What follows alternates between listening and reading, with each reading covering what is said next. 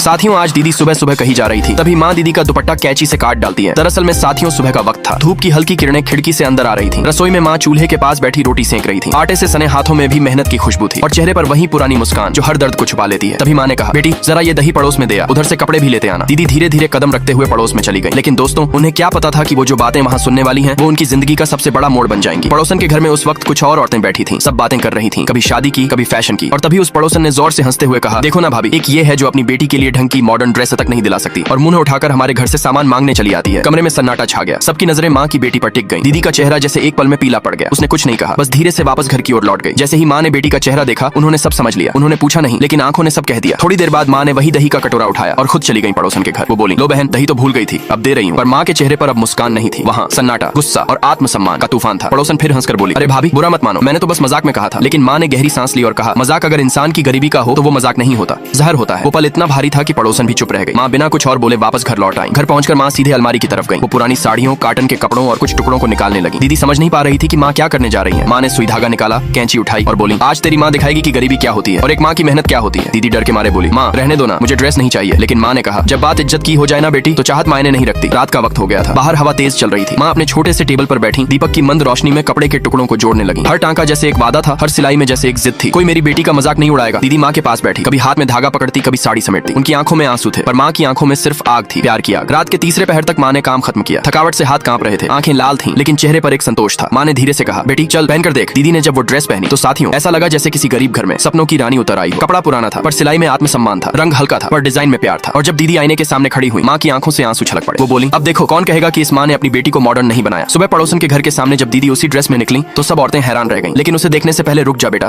तेरी दादी माँ मर जाएगी। अगर तू अपनी दादी माँ को बचाना चाहता है तो मेरी इस वीडियो को लाइक करके चैनल सब्सक्राइब कर ले और कमेंट बॉक्स में लव यू माँ लिख कर जाना। लास्ट में माँ ने दीदी की ड्रेस नहीं बना दी।